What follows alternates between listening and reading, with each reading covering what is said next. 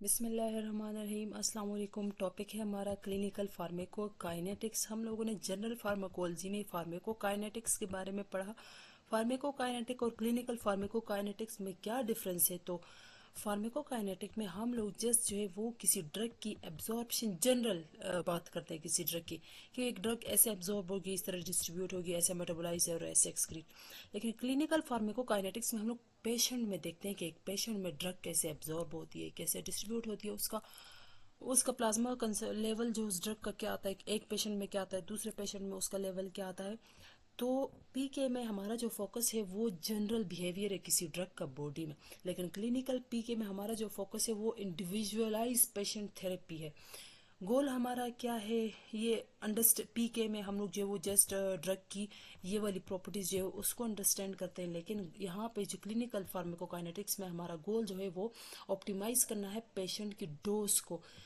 पीके के लिए जो सेटिंग है वो हमारे पास लैब और रिसर्च ट्रायल्स के थ्रू हम लोग पीके फाइंड करते हैं, जबकि क्लिनिकल फार्माकोकाइनेटिक हम लोग हॉस्पिटल्स में क्लिनिक्स में इसके बारे में स्टडी करते हैं।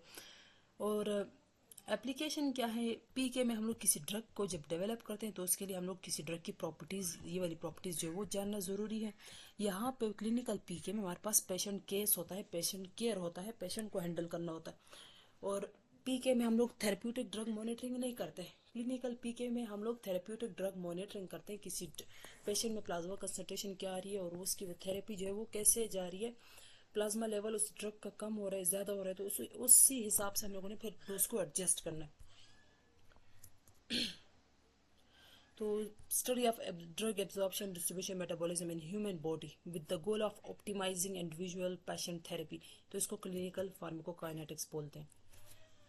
बेसिक कॉन्सेप्ट हम लोग ये यहाँ पे पढ़ेंगे फॉर्म पीके के बारे में, पीके वर्सेस पीडी, क्लिनिकल पीके, बायो अवेलेबिलिटी के, absorption constant, volume of distribution, protein binding, clearance, elimination rate constant और हाफ लाइफ के बारे में यहाँ पे हम लोग पढ़ेंगे।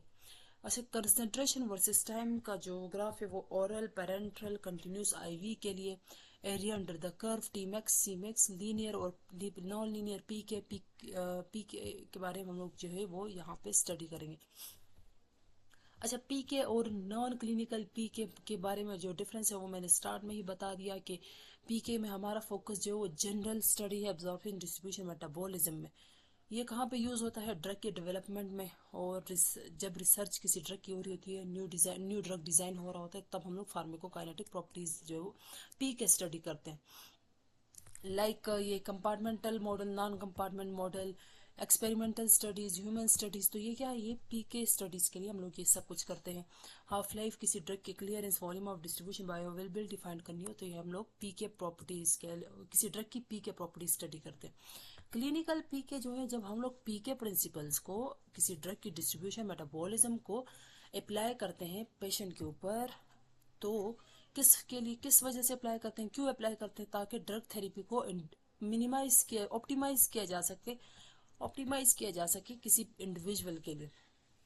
यहाँ पे हम लोग पेशेंट स्पेसिफिक फैक्टर्स लाइक उसका वेट, उसका ऑर्गन, उसका एज, उसकी disease states, comorbidities, drug interactions, ये सब कुछ सामने रख के किसी ड्रग की पीके प्रॉपर्टीज पढ़ते हैं और उसकी डोज उसी हिसाब से फिर हम लोग क्या करते हैं, एडजस्ट करते हैं। यहाँ पे हम लोग थेरेप्यूटिक ड्रग मॉनिटरिंग करते हैं किसी ड्रग की, खासतर उन ड्रग से जिनकी थेरेप्यूटिक विंडो क्या हो, नैरो।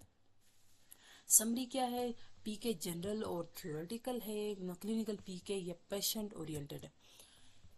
पीके जो है ये हमारे पास ये एंशियंट ग्रीक वर्ड है, काइनेटिकोस, मूविंग, मीन मूविंग। ड्रग जब बॉडी में मूव करती है तो कैसे मूव करती है, तो हम लोग जो है वो एक किसी ड्रग की बॉडी में मूवमेंट, उसके एब्जॉर्प्शन, डिस्ट्रीब्यूशन, मेटाबॉलिज्म पढ़ते हैं। पीके हमारे पास जो है, इसमें हमारे पास कौन से स्टेप्स है, जब सबसे पहले ड्रग एब्जॉर्ब होती है तो एब्जॉर्ब होकर वो सिस्टेमिक सर्कुलेशन में जाती है, जिसको हम लोग बायो अवेलेबिलिटी बोलते हैं। और जिस रेट से एब्जॉर्ब होती है उसको एब्जॉर्प्शन रेट कांस्टेंट बोलते हैं।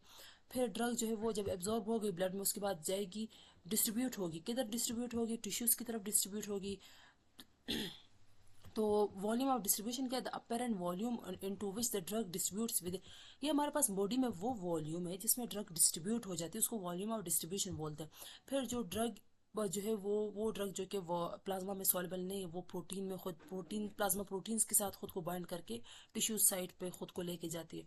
फिर उन ड्रग्स की एलिमिनेशन होती है आफ्टर टिश्यूज़ में। जब वो इफेक्ट वो शो कर ले, वापस टिश्यूज से ड्रग जो है वो प्लाज्मा में आएगी और वहाँ से उसकी क्या होगी, क्लियरेंस होगी, एलिमिनेशन होगी। और क्लियरेंस क्या है, ये हमारे पास ड्रग किसी ब्लड का वो वॉल्यूम है जिसमें से ड्रग क्लियर होती है per unit time. Elimination rate constant, ये वो ये क्या है, the proportion of drug in the body eliminated per unit time. Elimination rate constant जो है हमारे पास ड्रग की वो कंसंट्रेशन है जो बॉडी से एलिमिनेट होती है पर यूनिट टाइम। और एलिमिनेशन हाफ लाइफ, ये वो टाइम है जिसमें से ये वो टाइम है जिसमें आधी जो ड्रग है वो बॉडी से 50% रिमूव हो जाए और 50% रह जाए। वॉल्यूम ऑफ डिस्ट्रीब्यूशन, ये क्या, ये हमारे पास वो वॉल्यूम है जिसमें बॉडी का वो वॉल्यूम है जिसमें ड्रग जो है वो डिस्ट्रीब्यूट हो जाती है, उसको हम लोग वॉल्यूम ऑफ डिस्ट्रीब्यूशन बोलते हैं। इसको कैलकुलेट कैसे करते हैं, total amount of drug in body divided by drug blood plasma concentration. जितनी डोज हम लोगों ने दी उसको डिवाइड करना है, जो प्लाज्मा कंसंट्रेशन हमारे पास ड्रग में जितनी प्लाज्मा कंसंट्रेशन में ब्लड प्लाज्मा में जितनी ड्रग हमें मिल गई उसको उस पर डिवाइड कर लेना है, तो हमारे पास वॉल्यूम ऑफ डिस्ट्रीब्यूशन आ जाएगा। वॉल्यूम ऑफ डिस्ट्रीब्यूशन के अपरेंट वॉल्यूम ऑफ डिस्ट्रीब्यूशन है the wood accommodate all the drugs in the body, ये वो वॉल्यूम है जिसमें जो ड्रग है वो जाएगी और बॉडी में डिजोल्व होगी। वॉल्यूम इसको कैसे फाइंड करेंगे, dose administer IV divide by plasma concentration, तो हमारे पास वॉल्यूम ऑफ डिस्ट्रीब्यूशन जो है वो आ जाएगा। अच्छा, द वॉल्यूम ऑफ डिस्ट्रीब्यूशन जो directly correlated with the amount of drug distribute into tissues.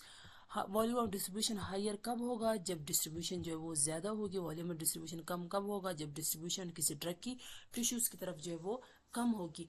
Like drug जो है वो प्लाज्मा में ही रहेगा, वो टिश्यूज़ की तरफ नहीं गया, क्यों नहीं गया, वो या पोलर है, उसके ऊपर चार्ज है, तो वो जो है कैपिलरीज मेम्ब्रेन को क्रॉस नहीं कर सकता, सेल मेम्ब्रेन को क्रॉस करके सेल्स में जा नहीं सकता टिश्यूज़ में, तो उसकी वॉल्यूम ऑफ डिस्ट्रीब्यूशन क्या होगी, कम होगी। तो वॉल्यूम ऑफ डिस्ट्रीब्यूशन जो है वो अप्रोक्सीमेटली 42 लीटर है ह्यूमंस में। और ये इंडिकेट करता है कि कोई ड्रग जो है वो बहुत ज़्यादा, अगर 42 लीटर हमारे पास वॉल्यूम ऑफ डिस्ट्रीब्यूशन की वैल्यू आ गई तो समझो हमारे पास जो ड्रग है फुल बॉडी में डिस्ट्रीब्यूट है। ये हमारे पास एग्जाम्पल है, यहाँ पे हम देख रहे हैं कि यहाँ पे जो ब्लड में जो ड्रग है वो drug preferentially resides in the blood. यहाँ पे जो ब्लड में हमें ड्रग नज़र आ रही है ज़्यादा है, यहाँ पे ब्लड में ड्रग कम नज़र आ रही है। इसका मतलब ये है कि ड्रग जो है वो ज़्यादा से ज़्यादा जो है कहाँ पे है, ब्लड में है। मतलब ये कि ड्रग जो है वो ब्लड से डिस्ट्रीब्यूट नहीं हुई, टिश्यूज़ की तरफ नहीं गई, तो यहाँ पे वॉल्यूम ऑफ डिस्ट्रीब्यूशन कम है। और यहाँ पे जो ब्लड में ड्रग कम नज़र आ रही है, इसका मतलब ये है कि वो ड्रग जो है वो डिस्ट्रीब्यूट हो गई है, टिश्यूज़ की तरफ गई है, तो यहाँ पे वॉल्यूम ऑफ डिस्ट्रीब्यूशन क्या होगा, हम कहेंगे यहाँ पे ज़्यादा है। तो ये हमारे पास एक ड्रग है, प्लाज्मा में गई, प्लाज्मा से देन पेरिफेरल टिश्यूज़ में आ गई, लेकिन यहाँ पे हम देख रहे हैं ना कि ड्रग जो है अभी भी प्लाज्मा में ही है, पेरिफेरल में नहीं आई, तो यहाँ पे वॉल्यूम ऑफ डिस्ट्रीब्यूशन हम कहेंगे क्या है, कम है। और यहाँ पे प्लाज्मा में ब्लड में ड्रग कम नज़र आ रही है, पेरिफेरी में टिश्यूज़ में ज़्यादा नज़र आ रही है, इसका मतलब ये ड्रग डिस्ट्रीब्यूट हुई है, तो वॉल्यूम ऑफ डिस्ट्रीब्यूशन क्या है, ज़्यादा है। अच्छा, रफ टर्म में हम यही कहेंगे कि drug with high lipid solubility non polar drugs जो है जिनकी आयनाइजेशन कम हो, जिनका प्लाज्मा प्रोटीन बाइंडिंग कैपेसिटी कम हो, तो उनकी वॉल्यूम ऑफ डिस्ट्रीब्यूशन क्या होगी, ज़्यादा होगी। और जो ड्रग्स पोलर होती हैं और चार्ज होती हैं वो प्लाज्मा मेम्ब्रेन को, और जो प्लाज्मा प्रोटीन के साथ खुद को बाइंड करती हैं स्ट्रॉन्गली, तो उनकी डिस्ट्रीब्यूशन क्या होगी, कम होगी। पोलर और जो चार्ज ड्रग्स है वो क्रॉस नहीं कर सकती ना प्लाज्मा मेम्ब्रेन को या फिर कैपिलरी मेम्ब्रेन को, तो वो ज़्यादा टाइम के लिए वो ज़्यादातर ब्लड में ही रहेगी, तो उनका वॉल्यूम ऑफ डिस्ट्रीब्यूशन क्या होगा, कम होगा। इसके अलावा वॉल्यूम ऑफ डिस्ट्रीब्यूशन जो है वो इंक्रीज हो जाता है रीनल फेल्योर में भी। रीनल फेल्योर में भी इंक्रीज हो जाता है, क्यों, क्योंकि फ्लूइड जो है वो बॉडी में ज़्यादा हो रहा है, किडनीज फेल है तो बॉडी से फ्लूइड नहीं निकल रहा। या फिर लिवर फेल्योर में ऐसे होता है कि हमारे पास जो बॉडी का जो फ्लूइड है वो चेंज हो जाता है, प्लाज्मा प्रोटीन्स जो है वो कम हो जाती है।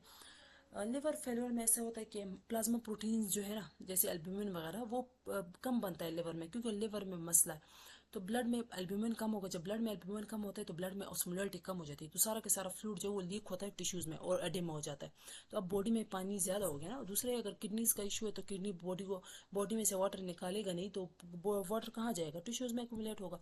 तो यहाँ पे फिर क्या होता है, वो ड्रग्स जो कि वाटर सॉल्युबल हो, वो ड्रग्स फिर ज़्यादा बॉडी में ज़्यादा डिस्ट्रीब्यूट होंगी, तो उन ड्रग्स के वॉल्यूम ऑफ डिस्ट्रीब्यूशन ज़्यादा हो जाएगा। तो ये देखिए मैकेनिज्म क्या है, increase body water, more space for hydrophilic drugs, तो उनका वॉल्यूम जो है वो डिस्ट्रीब्यूशन क्या हो जाएगा, ज़्यादा हो जाएगा। प्रोटीन बाइंडिंग कम हो गई, किस वजह से, यूरीमिया की वजह से। यूरीमिया जो है, हाई यूरिक एसिड जो है वो एल्ब्यूमिन ड्रग को डिसोसिएट करता है एल्ब्यूमिन से, तो फ्री ड्रग ज़्यादा हो जाता है और वो सारा के सारा टिश्यूज़ में डिस्ट्रीब्यूट हो जाता है, तो वॉल्यूम ऑफ डिस्ट्रीब्यूशन यहाँ पे भी बढ़ जाएगा। एग्जाम्पल है aminoglycosides have an increase volume of distribution in renal failure due to expanded extra cellular fluid requiring higher loading dose for adequate plasma level. ऐसा होता है जब रीनल फेलियर हो जाए तो एडेमा होता है ना टिश्यूज़ में बहुत सारा वाटर एक्यूमुलेट होता है एक्स्ट्रा सेलुलर फ्लूइड में। तो जब माइनोग्लाइकोसाइड्स हम देंगे तो माइनोग्लाइकोसाइड की जो डिस्ट्रीब्यूशन है वो बहुत ज़्यादा हो जाएगी ना, क्योंकि बॉडी में फ्लूइड जो है वाटर ज़्यादा है, तो माइनोग्लाइकोसाइड पोलर है वो जाएगा फ्लूइड में सही जितना हो सके सारा का सारा फ्लूइड में जाएगा, वॉल्यूम ऑफ डिस्ट्रीब्यूशन इसका ज़्यादा हो जाएगा। लेकिन ये है कि ये सारा का सारा ब्लड से जाएगा फ्लूइड की तरफ, तो ब्लड में इसका लेवल कम हो जाएगा, प्लाज्मा लेवल। तो उस लेवल को मेंटेन करने के लिए हम लोग क्या करेंगे, जो लोडिंग डोज है ना, जो पहली डोज है उसको हाई करके देंगे ताकि हमारे पास प्लाज्मा लेवल अचीव हो जाए। फिर लिवर फेल्यूर में ये होता है कि अल्बुमिनीमिया होता है, अल्बुमिन कम होता है, तो फ्लूइड जो है वो सारा के सारा टिश्यूज में चला जाता है, जिसकी वजह से एसाइटिस और एडेमा हो जाता है। ये स्पेशली उन ड्रग्स के लिए जो प्रोटीन बाइंड्स और हाइड्रोफिलिक ड्रग्स होती है। लाइक अगर अल्बुमिन कम हो गया तो रिड्यूस प्लाज्मा प्रोटीन बाइंडिंग कम हो जाएगी, फ्री ड्रग ज़्यादा हो जाएगा। जो ड्रग्स जो है प्रोटीन के साथ खुद को बाइंड करके स्टोर करती थी ना, और आहिस्ता आहिस्ता वहाँ से रिलीज होकर टिश्यूज़ की तरफ जाती थी और इफेक्ट शो करती थी, अब वो ड्रग सारा का सारा फ्रीली अवेलेबल है और फ्रीली सारा का सारा जो है वो टिश्यूज़ की तरफ जाएगा और डिस्ट्रीब्यूट हो जाएगा, तो वॉल्यूम ऑफ डिस्ट्रीब्यूशन यहाँ पर बढ़ जाएगा। एसाइटिस और एडेमा में ये कि टोटल बॉडी वाटर जो है वो इंक्रीज होता है, तो हाइड्रोफिलिक ड्रग्स जो है वो डिस्ट्रीब्यूट होती है मोर एक्सटेंसिवली, मतलब ज़्यादा डिस्ट्रीब्यूट होती है, और उनका वॉल्यूम ऑफ डिस्ट्रीब्यूशन जो है वो एडेमा के दौरान जो है उन ड्रग्स का, हाइड्रोफिलिक ड्रग्स का जो है वो एडेमा के दौरान इनका वॉल्यूम ऑफ डिस्ट्रीब्यूशन जो है वो बहुत ज़्यादा बढ़ जाता है। एग्जाम्पल है हमारे पास बेंजोडाइजिपिन में हमारे पास डाइजिपाम है, मेडाजुलाम है।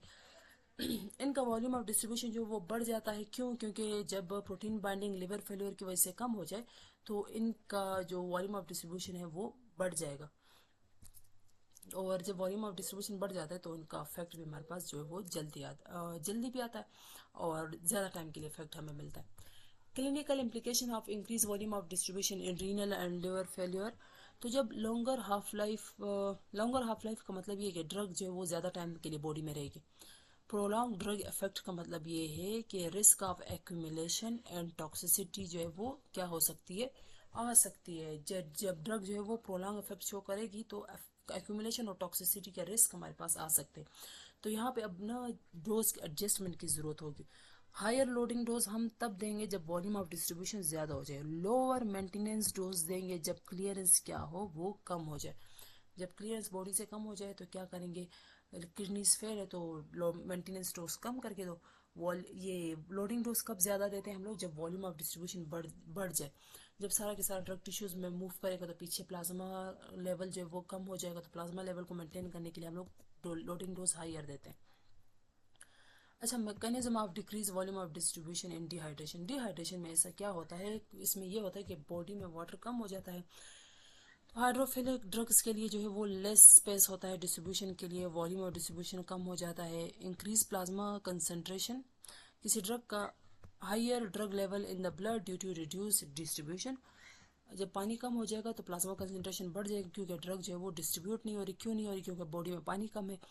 पॉसिबल इंक्रीज प्रोटीन बाइंडिंग, जिसकी वजह से क्या होगा, जब ड्रग ब्लड में ज़्यादा टाइम के लिए रहेगी तो वो इंक्रीज करेगी, खुद को बाइंड करेगी प्रोटीन के साथ। जब खुद को प्रोटीन के साथ बाइंड करेगी तो क्या होगा, ये खुद को प्रोटीन के साथ क्यों बाइंड करती है? हीमो कंसंट्रेशन की वजह से। ब्लड बहुत थिक होता है, आरबीसी ड्रग और आरबीसी बहुत करीब करीब होते हैं, तो वो खुद को आरबीसी के साथ जो है वो बाइंड कर देगा। तो लेस फ्री ड्रग एल्बुमिन के साथ, सॉरी, आरबीसी के साथ, प्रोटीन के साथ खुद को बाइंड कर देगा, तो हमारे पास जो फ्री ड्रग है वो लेस अवेलेबल होगा फॉर टिश्यू डिस्ट्रीब्यूशन। तो इस टाइम जो है वॉल्यूम ऑफ डिस्ट्रीब्यूशन जो है वो बहुत ज़्यादा कम हो जाएगा। तो वॉल्यूम ऑफ डिस्ट्रीब्यूशन का बाकी पैरामीटर्स के साथ क्या रिलेशन है? वॉल्यूम ऑफ डिस्ट्रीब्यूशन जो है वो बहुत ज़्यादा इंपॉर्टेंट पीके पैरामीटर है। That relates to how a drug distribute throughout the body and it interacts with other PK parameters. ये हमें जो है वो ड्रग की distribution throughout the body का बताता है और कैसे जो है वो इंटरेक्ट करता है बाकी पीके पैरामीटर्स के साथ। तो हाफ लाइफ और क्लियरेंस का क्या रिलेशन है आपस में? Half life is equal to 0.693 into V D by clearance.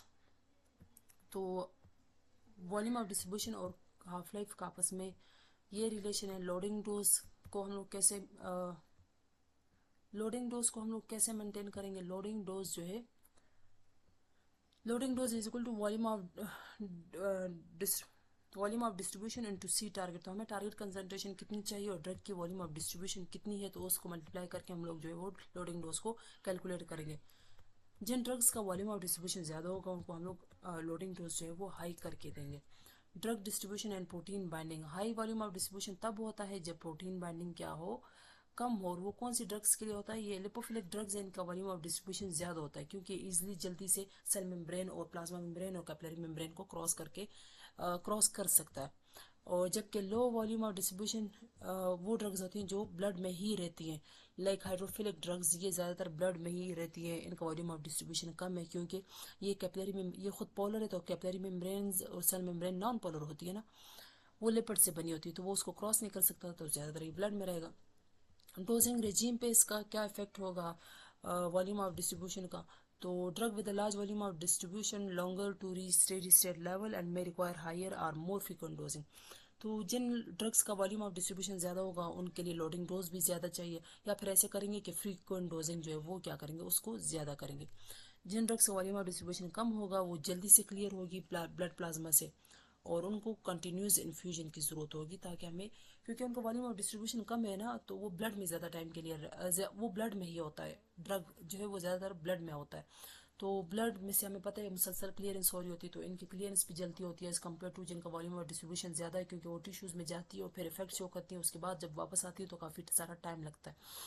तो low volume of distribution drugs जो है वो जल्दी से क्लियर होती है, और फिर हमें अगर इनका सस्टेन इफेक्ट चाहिए, प्रोलॉन्ग इफेक्ट चाहिए, तो हम लोग इस लो वॉल्यूम डिस्ट्रीब्यूशन का कंटिन्यूस इन्फ्यूजन जो है वो हम लोग लगाएंगे। क्लियरेंस रेफर करता है to the rate at which the drug is eliminated from the body. Clearance का ये यूनिट है। अच्छा, वॉल्यूम ऑफ डिस्ट्रीब्यूशन के साथ इसका क्या रिलेशन है? Clearance is related to how much drug is removed from the blood stream while volume of distribution is how। अच्छा, वॉल्यूम ऑफ डिस्ट्रीब्यूशन हमें बताता है कि ड्रग जो है वो कितनी डिस्ट्रीब्यूट हुई है, क्लियरेंस हमें बताता है कि ड्रग कितनी जो है वो रिमूव हुई है बॉडी से। अच्छा, high volume distribution can increase the time it takes for the drug to reach a therapeutic level in tissue. जब ड्रग की वॉल्यूम ऑफ डिस्ट्रीब्यूशन बढ़ जाए तो वो ड्रग में प्लाज्मा लेवल को मेंटेन करने में, ब्लड में प्लाज्मा लेवल को मेंटेन करने में ज़्यादा टाइम लेता है। लेकिन क्लियरेंस डिटरमाइन करता है कि कोई ड्रग कितनी जल्दी बॉडी से एलिमिनेट हो रही है। तो वॉल्यूम ऑफ डिस्ट्रीब्यूशन और क्लियरेंस जो है वो एक साथ काम तो कर रहे कि to determine how long and how extensively the drug stays in the body. तो वॉल्यूम ऑफ डिस्ट्रीब्यूशन और क्लियरेंस से हम ये वो कर सकते हैं ना, डिटरमाइन कर सकते हैं कि ड्रग जो है कितने टाइम तक बॉडी में रहेगी। वॉल्यूम ऑफ डिस्ट्रीब्यूशन का बाकी पीके पैरामीटर्स के साथ क्या रिलेशन है क्लियरेंस के साथ? डोज को हम लोग वॉल्यूम ऑफ डिस्ट्रीब्यूशन से ही तो हम लोग डोज कैलकुलेट करते हैं, क्लियरेंस देखते हैं इससे। तो volume of distribution widely distributed drugs which shows volume of distribution greater than 0.7 litre पर केजी। अच्छा, सबसे ज़्यादा अगर हमारे पास वॉल्यूम ऑफ डिस्ट्रीब्यूशन की वैल्यू 0.7 लीटर पर केजी आ जाए तो मतलब ये ड्रग्स जो है वो सही बॉडी में फुल जो है वो अच्छे से डिस्ट्रीब्यूट होती है फुल बॉडी में। अगर हमारे पास वॉल्यूम ऑफ डिस्ट्रीब्यूशन की वैल्यू 0.3 और 0.7 के दरमियान आ जाए तो हम कहेंगे ये ड्रग जो है वो डिस्ट्रीब्यूट तो हुई है लेकिन मॉडरेटली, इतनी ज़्यादा नहीं हुई। अगर 0.3 लीटर पर केजी आ जाए इसका मतलब ये है कि वॉल्यूम ऑफ डिस्ट्रीब्यूशन जो है वो बहुत ज़्यादा कम है किसी ड्रग का, मतलब ड्रग जो है वो ब्लड में ही है, टिश्यूज़ में नहीं गई। तो increase volume of distribution and increase clearance का क्या मतलब है, और decrease volume of distribution with decrease clearance का क्या मतलब? अच्छा, वॉल्यूम ऑफ डिस्ट्रीब्यूशन हमेशा longer half life not always means less clearance. ऐसे हो सकता है कि वॉल्यूम ऑफ डिस्ट्रीब्यूशन हमारे पास सेम रहे, हाफ लाइफ ज़्यादा हो जाए, क्लियरेंस कम हो जाए। जैसे किडनी डिजीज़ में ये होता है ना कि वॉल्यूम ऑफ डिस्ट्रीब्यूशन सेम है, हाफ लाइफ क्यों ड्रग की ज़्यादा हो रही है? क्योंकि किडनी डिजीज़ है, क्लियरेंस कम है। फिर हमारे पास ऐसी कंडीशन है कि वॉल्यूम ऑफ डिस्ट्रीब्यूशन ज़्यादा है, क्लियरेंस सेम है, लेकिन हाफ लाइफ ड्रग क्यों ज़्यादा है कि वॉल्यूम ऑफ डिस्ट्रीब्यूशन जो है वो ज़्यादा है। लाइक लिपोफिलिक ड्रग्स जो है वो डिस्ट्रीब्यूट डीपली इन फैट्स, तो इनका हाफ लाइफ क्या हो जाएगा, बढ़ जाएगा, क्योंकि इनकी वॉल्यूम ऑफ डिस्ट्रीब्यूशन ज़्यादा है, हाफ लाइफ इसलिए बढ़ रहा है क्योंकि ये फैट्स में जाकर खुद को स्टोर करता है। तो एक कंडीशन ये हुई कि क्लियरेंस कम है, वॉल्यूम ऑफ डिस्ट्रीब्यूशन जो है वो कांस्टेंट है, तो उस वजह से किसी ड्रग की हाफ लाइफ जो है वो ज़्यादा हो गई क्योंकि वो रिमूव हो रही है स्लोली। फिर एक रीज़न ये है कि वॉल्यूम ऑफ डिस्ट्रीब्यूशन ज़्यादा है, क्लियरेंस कांस्टेंट है, तब भी वो हाफ लाइफ बढ़ती है क्योंकि वॉल्यूम ऑफ डिस्ट्रीब्यूशन ज़्यादा है ड्रग की, टिश्यूज़ में वो जाके खुद को स्टोर कर देती है। फिर हमारे पास एक रीज़न ये कि वॉल्यूम ऑफ डिस्ट्रीब्यूशन ज़्यादा है, क्लियरेंस कम है, तब भी हाफ लाइफ जो है, तब हाफ लाइफ क्या होगी, एक तो वॉल्यूम ऑफ डिस्ट्रीब्यूशन ज़्यादा है, दूसरा क्लियरेंस कम है, तब हाफ लाइफ जो है वो ड्रग की ज़्यादा से भी ज़्यादा हो जाएगी। क्यों? क्योंकि क्लियरेंस जो कम है। हाफ लाइफ क्या है हमारे पास, ये वो टाइम जिसमें 50% ड्रग बॉडी से रिमूव हो जाती है और 50% रह जाती है।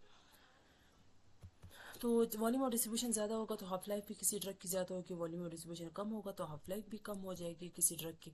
हमारे पास हाफ लाइफ की दो टाइप्स है, एक है एलिमिनेशन हाफ लाइफ और एक है डिस्ट्रीब्यूशन हाफ लाइफ। तो एलिमिनेशन हाफ लाइफ ये वो टाइम है जिसमें 50% ड्रग बॉडी से रिमूव हो जाती है, और जो डिस्ट्रीब्यूशन हाफ लाइफ है ये वो टाइम है जिसमें 50% ड्रग जो है वो आफ्टर एब्जॉर्प्शन डिस्ट्रीब्यूट हो जाती है टुवर्ड्स टिश्यू। तो हाफ लाइफ के डिफरेंट टाइप्स है। एब्जॉर्प्शन हाफ लाइफ ये वो हाफ लाइफ है जिसमें 50% ड्रग जो है वो बॉडी में, मतलब ये वो हाफ लाइफ मतलब टाइम, ये वो टाइम है जिसमें 50% ड्रग जो है वो एब्जॉर्ब हो जाती है ब्लड में। डिस्ट्रीब्यूशन हाफ लाइफ ये वो टाइम है जिसमें 50% ड्रग जो है वो ब्लड से टिश्यूज की तरफ डिस्ट्रीब्यूट हो जाती है। और फिर एलिमिनेशन हाफ लाइफ ये वो टाइम जिसमें 50% ड्रग जो है वो बॉडी से रिमूव हो जाती है। Relationship of elimination half life with clearance volume of distribution, तो हम लोग इस इक्वेशन के थ्रू फाइंड करेंगे। अच्छा, हाफ लाइफ की क्या सिग्निफिकेंस है, हम लोग करें किसी ड्रग का डोजेज रेजिमेन और किसी ड्रग की rate of drug removal, maintenance dose, loading dose, इन सब को अगर इन सब को अगर हम लोगों ने एडजस्ट करना है तो हमें हाफ लाइफ किसी ड्रग के हाफ लाइफ का पता होना ज़रूरी है। तभी हम लोग जो है वो डोजिंग रेजिमेन को कोई डोज को डिसाइड कर सकते हैं कि लोडिंग डोज कितनी दे, मेंटेनेंस कितनी दे, कौन सी ड्रग जो है वो कब दें, थेरेप्यूटिक ड्रग मॉनिटरिंग, ये सब हम लोग जो है वो थ्रू हाफ लाइफ करेंगे। जैसे drug with brief half life require more frequent doses, जिनकी हाफ लाइफ कम होगी उनको डोज जो है हम लोग बार बार देंगे। और the drug having half life between 3 to 4 hours are the good candidates for control release formulation. अब जैसे कुछ ड्रग्स हाफ लाइफ बहुत ज़्यादा जो है वो कम है, जल्दी बॉडी से रिमूव हो जाते हैं, उनके लिए हम लोग कंट्रोल रिलीज फार्मूलेशन जो है, सस्टेन रिलीज फार्मूलेशन, ये हम लोग क्यों करते हैं। ये हाफ लाइफ किसी ड्रग की हाफ लाइफ हमने डिटरमाइन की है बहुत कम है, तो कम टाइम के लिए इफेक्ट देगा, तो हम लोग को ऐसी ड्रग्स के लिए सस्टेन और कंट्रोल रिलीज ड्रग्स बनाते हैं।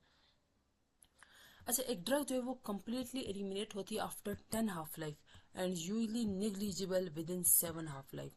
कम्प्लीटली जो है वो 10 एक ड्रग, अच्छा एक ड्रग को स्टेडी स्टेट कंसंट्रेशन अचीव करने में 5 हाफ लाइफ चाहिए और उसको कम्प्लीटली बॉडी से रिमूव होने में 10 हाफ लाइफ चाहिए, और negligible and usually negligible with in 7 half life.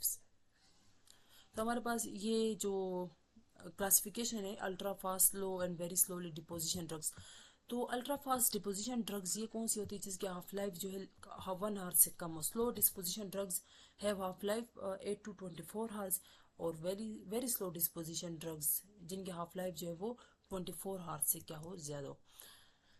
अब जीरो ऑर्डर काइनेटिक्स क्या है, फर्स्ट ऑर्डर काइनेटिक्स क्या है, हम लोग इसकी तरफ आते हैं। तो जीरो ऑर्डर काइनेटिक ये है जिसमें ड्रग की एलिमिनेशन जो है वो डोज पे डिपेंड ना करे, ड्रग की कंसंट्रेशन पे डिपेंड ना करे, जिसमें एलिमिनेशन रेट जो है वो क्या हो, कांस्टेंट हो, तो उसको जीरो ऑर्डर काइनेटिक्स बोलते हैं। जैसे कि हमारे पास एग्जांपल है 10 मिलीग्राम पर हावर जो है वो ड्रग निकल रही है, तो 10 milligram will be eliminated every hour, हर घंटे में, चाहे डोज हम जितनी भी ज़्यादा करें लेकिन रिमूवल 10 मिलीग्राम की ही होनी है।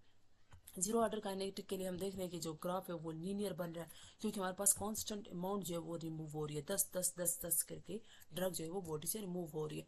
और ये इसके लिए इक्वेशन है जिसके लिए हम जीरो ऑर्डर एलिमिनेशन का ये फार्मूला है। जीरो ऑर्डर और हाफ लाइफ का क्या रिलेशन है, तो ये हमारे पास जीरो ऑर्डर और हाफ लाइफ के लिए फार्मूला है। 2 शो करता है 50% एलिमिनेशन को, ये जो 2 है ना, 2 ये 50% एलिमिनेशन को शो कर रहा है। एग्जाम्पल है जीरो ऑर्डर एलिमिनेशन के लिए phenytoin at high doses. First order kinetic में क्या होता है कि ड्रग की एलिमिनेशन जिसमें डिपेंड करती हो ड्रग की कंसंट्रेशन पे, ड्रग की डोज पे, जितनी डोज बढ़ाएंगे उतनी ड्रग की एलिमिनेशन भी क्या होती जाएगी, इंक्रीज होती जाएगी।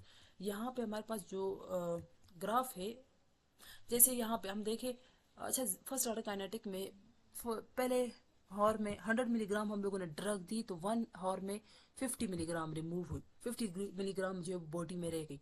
नेक्स्ट हॉर में अगेन 25 मिलीग्राम जो है वो हाफ रिमूव हो गई और हाफ रह गई, अगले हावर में ही हाफ रिमूव एंड हाफ जो है लेफ्ट। तो 50-50% करके ड्रग जो है वो बॉडी से रिमूव हो रही है फर्स्ट ऑर्डर काइनेटिक में। फर्स्ट ऑर्डर काइनेटिक में एक्सपोनेंशियल डिक्रीज नहीं आ रहा, एक्सपोनेंशियल डिक्रीज आ रहा है, एक हमारे पास एक कर्व बन रहा है, क्योंकि जो डिक्रीज आ रहा है वो कांस्टेंट डिक्रीज नहीं है ना, 50-50% करके रिमूव हो रहा है। पहले अगर 100 में से 50 मिलीग्राम रिमूव हो रहा था, फिर 50 में से 25, तो इस तरह से वो कंसंट्रेशन कम होती जा रही है ड्रग की। अच्छा, कंसंट्रेशन वर्सेस टाइम प्रोफाइल, ये ग्राफ क्या शो करता है, जब हम लोग ओरली या फिर एक्स्ट्रावेस्कुलर रूट से कोई ड्रग लेते हैं तो आहिस्ता आहिस्ता एब्जॉर्ब होकर ब्लड में जाती है और हमारे पास मैक्सिमम पीक लेवल अचीव करती है, जैसे हम लोग सीमैक्स बोलते हैं, और इस टाइम को टीमैक्स बोलते हैं, जिसमें हमारे पास मैक्सिमम किसी ड्रग की कंसंट्रेशन ब्लड में आ जाए और फिर वक्त के साथ साथ अगेन जो ये एलिमिनेट होती है। अच्छा, तो ये लाइन क्या शो करती है, यहाँ पे ड्रग एब्जॉर्ब भी होती है और साथ में डिस्ट्रीब्यूट भी हो रही होती है टिश्यूज की तरफ, और यहाँ पे ड्रग जो है वो डिस्ट्रीब्यूट भी हो रही होती है और एलिमिनेट भी हो रही होती है, और यहाँ से कम्प्लीटली जो है ड्रग ओनली उसकी एलिमिनेशन हो रही होती है। और हमारे पास ये जो ग्राफ बनता है, ये कर्व बनता है, इसको एरिया अंडर द कर्व बोलते हैं। फिर हम लोग कंसंट्रेशन वर्सेस टाइम प्रोफाइल जो है वो स्टडी करते हैं ओरल एडमिनिस्ट्रेशन के लिए। तो ओरल एडमिनिस्ट्रेशन के लिए ये देखें, पहले जब हम लोगों ने ड्रग ओरल रूट से दी तो उस ड्रग की एब्जॉर्प्शन हो रही है और साथ में डिस्ट्रीब्यूशन भी हो रही है। फिर हमारे पास पीक लेवल उस ड्रग का आ गया, मैक्सिमम कंसंट्रेशन उसकी ड्रग में आ गई। तो अब क्या होगा, यहाँ से फिर आगे क्या होगा, ड्रग डिस्ट्रीब्यूट भी हो रही है और एलिमिनेट भी हो रही है, और यहाँ से ड्रग जो है वो कम्प्लीटली एलिमिनेट हो रही है ओरल एडमिनिस्ट्रेशन के लिए। फिर अच्छा, के ए क्या ये एब्जॉर्प्शन रेट कांस्टेंट है, ये एलिमिनेशन और डिस्ट्रीब्यूशन रेट कांस्टेंट है, और ये ओनली एलिमिनेशन रेट कांस्टेंट है। फिर पेरेंटल एडमिनिस्ट्रेशन के लिए हमारे पास कंसंट्रेशन वर्सेस टाइम प्रोफाइल क्या आएगा, तो हमारे पास अच्छा एक पीक जो है वो आ जाती है, जैसे ही हम लोग आईवी या फिर इंजेक्टेबल फॉर्म में ड्रग दे देते हैं ना, आईवी फॉर्म में ड्रग दिया तो हम लोगों ने डायरेक्ट ब्लड में उसको इंजेक्ट किया ना, तो डायरेक्ट हमारे पास पीक आ जाती है, इसमें एब्जॉर्प्शन का स्टेप यहाँ से नहीं होता, हमारे पास डायरेक्ट सीमेक्स आ गया, और सीमेक्स के बाद क्या होता है, यहाँ पे ड्रग जो है वो डिस्ट्रीब्यूट भी होती है और साथ साथ एलिमिनेट भी होती है, और यहाँ से ड्रग ओनली एलिमिनेशन उसकी जो है वो स्टार्ट हो जाती है। तो यहाँ पे डिस्ट्रीब्यूशन और एलिमिनेशन रेट कांस्टेंट दोनों है, और यहाँ पे एलिमिनेशन रेट कांस्टेंट है ओनली। फिर हम लोग कंटिन्यूस इन्फ्यूजन के लिए कंसंट्रेशन वर्सेस टाइम प्रोफाइल कैसे हम लोग ड्रॉ करते हैं, तो इन्फ्यूजन में हमारे पास देखो, स्टार्ट में इनपुट ज़्यादा है आउटपुट से, बॉडी में क्योंकि ड्रग कम है ना तो आउटपुट इतना नहीं है, तो यहाँ पे इनपुट ज़्यादा है और आउटपुट कम है, तो आहिस्ता आहिस्ता उसकी हमारे पास पीक आ रही है, क्योंकि ड्रग हमारी बॉडी में आ रही है, और यहाँ पे एक पॉइंट के बाद इनपुट और आउटपुट जो है बॉडी में बराबर हो जाता है, जितनी ड्रिप में ड्रग आ रही है इन्फ्यूजन में उतनी ही बॉडी से एलिमिनेट हो रही है, तो इनपुट और आउटपुट इक्वल हो जाएगा और हमारे पास एक स्ट्रेट लाइन बन जाएगी कंटिन्यूस इन्फ्यूजन में।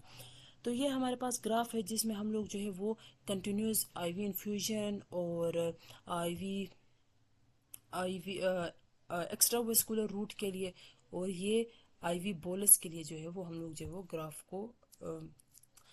ग्राफ को ऐसे शो कर सकते हैं। तो हमारे पास आईवी बोलस में इमीडिएट पीक आई और फिर वो डिक्लाइन होती रही, आईवी इन्फ्यूजन में स्टेडी स्टेट प्लेट्यू आ गया, एक सीधी लाइन आ गई, और एक्स्ट्रावेस्कुलर रूट में हम देख रहे हैं स्लोली एब्जॉर्ब हो रही है ड्रग और फिर पीक आएगा और देन अगेन जो है वो ड्रग एलिमिनेट होगा। कंपैरिजन हम लोग डिफरेंट पेरेंटल रूट्स की करेंगे। आईवी बोलस में हमारे पास इमीडिएट पीक आ जाता है और रैपिड डिक्लाइन आता है, आईवी इन्फ्यूजन में ग्रेजुअल राइज आता है, फिर प्लेट्यू स्टेट आती है, फिर जब हम लोग आईवी इन्फ्यूजन को स्टॉप करेंगे तो डिक्लाइन आएगा, ड्रग कंसंट्रेशन जो बॉडी से ड्रग जो है वो एलिमिनेट होती रहेगी। आईएम और सबकुटेनियस में क्या होता है, स्लोली राइज आता है, स्लोली जो है हमारे पास राइज आता है और पीक आ जाता है, और फिर उस पीक के बाद जो है वो अगेन ग्रेजुअल डिक्लाइन आ जाता है।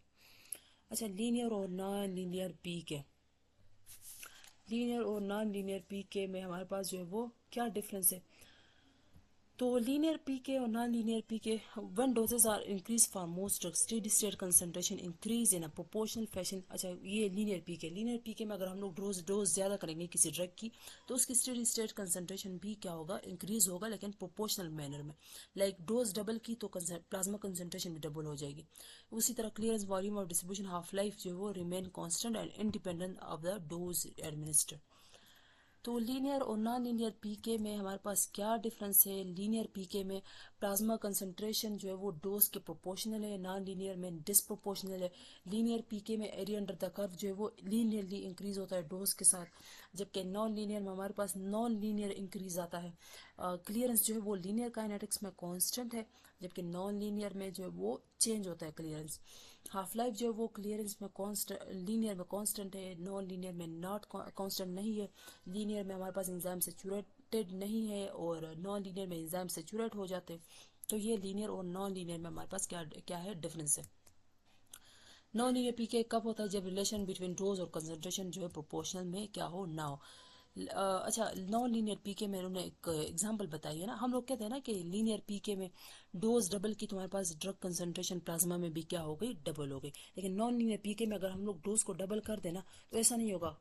या तो वो जो प्लाज्मा कंसंट्रेशन में जो प्लाज्मा कंसंट्रेशन उस ड्रग की, या तो वो टू फोल्ड से भी डबल हो ज्यादा हो जाएगी, तो उसे सुपर लीनियर बोलते हैं। या तो डबल से कम हो जाएगी, उसे सब लीनियर बोलते हैं। तो सुपर लीनियर और सब लीनियर वाली केस बात कहाँ पे आती है? लीनियर और नॉन लीनियर पीके में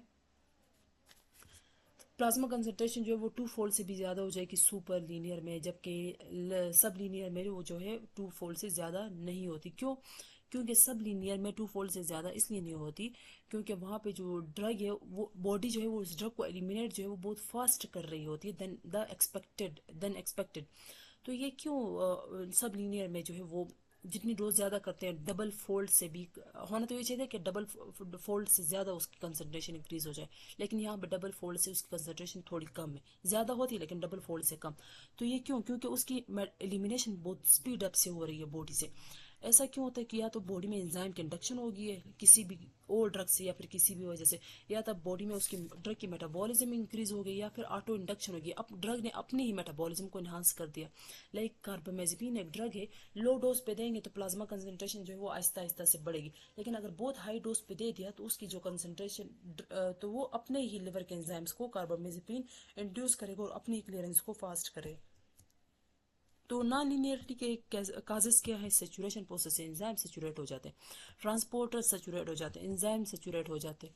पैथोलॉजिक कंडीशंस भी हो सकती है, ड्रग इंड्यूस मेटाबॉलिज्म भी हो सकता है, डिसप्रोपोर्शनल एक्टिवेशन ऑफ इंडोजीनियस एंटिटीज। ये हमारे पास नॉन लीनियर पीके के काजेज हैं। नॉन लीनियर पीके के कंसिक्वेंसेस क्या है? टॉक्सिसिटी के रिस्क आ सकते हैं कि स्मॉल डोज से स्टार्ट में ऐसा होता है नॉन लीनियर पीके में कि स्टार्ट में वैसे तो ये है ना कि डोज और कंसंट्रेशन जो है वो प्रोपोर्शनल नहीं है। लेकिन स्टार्ट में ऐसा होता है कि थोड़ी भी डोज अगर इस ड्रग की ज़्यादा कर ली तो टॉक्सिसिटी के रिस्क आ सकते हैं। ये उन ड्रग्स के लिए जिनकी नैरो थेरेप्यूटिक विंडो होती है। लेकिन एक टाइम पे अगर हम लोग डोज को जितना भी ज़्यादा करते रहे तो उसका प्लाज्मा कंसंट्रेशन पे कोई इफेक्ट नहीं होगा, क्योंकि एंजाइम जो है वो सेचुरेट हो गया, ट्रांसपोर्टर सेचुरेट हो गया। और यहाँ पे हम लोग डोज को प्रोटेक्ट नहीं कर सकते, बहुत मुश्किल है डोज एडजस्टमेंट। यहाँ पे केयरफुल टीडीएम की ज़रूरत है टॉक्सिसिटी की चांसेस की वजह से। और longer time to reach state because metabolism elimination जो है वो हमारे पास यहाँ पे कांस्टेंट नहीं है। तो ये हमारे पास पीके और नॉन लीनियर पीके के अच्छा डिफरेंस क्या लीनियर और नॉन लीनियर पीके में? यहाँ पे dose versus plasma concentration proportional है, यहाँ पे डिसप्रोपोर्शनल है। यहाँ पे एंजाइम की सेचुरेशन नहीं होती, यहाँ पे सेचुरेशन हो जाती है। यहाँ पे क्लियरेंस जो है वो कांस्टेंट रहती है, यहाँ पे चेंज होती है डोज के साथ। यहाँ पे हाफ लाइफ जो है कांस्टेंट है और यहाँ पे जो हाफ लाइफ है वो वेरिएबल है। अ, जैसे कि आइब्रोफेनिन, एमोक्सिसिलिन और ये फेनिट्रोइन वगैरह इसकी एग्जाम्पल है। अच्छा, why situation occur in non linear PK but not in linear PK? क्योंकि यहाँ पे लीनियर पीके में एब्जॉर्प्शन जो है वो पैसिव डिफ्यूजन से होती है। यहाँ पे नॉन लीनियर में एब्जॉर्प्शन जो है उसके लिए ट्रांसपोर्टर्स होते हैं गिने चुने। तो जितने ट्रांसपोर्टर्स होंगे उतने ही मालिक्यूल्स एब्जॉर्ब होंगे ना, चाहे पीछे से अगर 1000 मालिक्यूल जो है वो आ रहे हैं। डिस्ट्रीब्यूशन में यहाँ पे बाइंडिंग साइट्स जो है वो सेचुरेट नहीं होती, यहाँ पे बाइंडिंग साइट्स जो है वो सेचुरेटेड हो जाती है। यहाँ पे एंजाइम सेचुरेट नहीं होती, यहाँ पे गिने चुने एंजाइम है इसको मेटाबोलाइज करने में, जो कि जब ड्रग ज़्यादा हो जाएगी तो है ही 10 मालिक्यूल, तो क्या वो 20 मालिक्यूल को मेटाबोलाइज करेगा। यहाँ पे किडनी एक्सक्रीशन जो है वो प्रोपोर्शनल है, यहाँ पे रीनल ट्रांसपोर्टर्स जो है इसको एक्सक्रीट करते हैं। तो यहाँ पे इन ड्रग्स की रिमूवल के लिए, एब्जॉर्प्शन के लिए कुछ हमारे पास गिने चुने ट्रांसपोर्टर्स और एंजाइम्स है, तभी ये जो ड्रग है इसकी डोज को जितना भी ज़्यादा कर ले तो ये प्लाज्मा कंसंट्रेशन को अफेक्ट नहीं कर सकता। तो non linear PK occur when biological process become saturated और linear PK when drug concentration remain below saturation limits. तो नॉन लीनियर पीके क्या है? ये अनप्रिडिक्टेबल है। इसमें हम लोग ये हमें ये पता नहीं हो सकता कि अब इस ड्रग की सुपर लीनियर काइनेटिक्स होगी या सब लीनियर होगी। डोज थोड़ी सी भी चेंज कर ली, टॉक्सिसिटी के रिस्क आ सकते हैं। स्मॉल डोज में, स्टार्ट में स्मॉल डोज भी अगर इंक्रीज कर दी तो टॉक्सिसिटी के रिस्क आ सकते हैं। वो बाद में अगर डोज जितनी भी ज़्यादा कर लें तो अफेक्ट नहीं होगा, लेकिन ये कि स्टार्ट में थोड़ी सी डोज भी टॉक्सिसिटी काज कर सकता है, like for narrow therapeutic drug.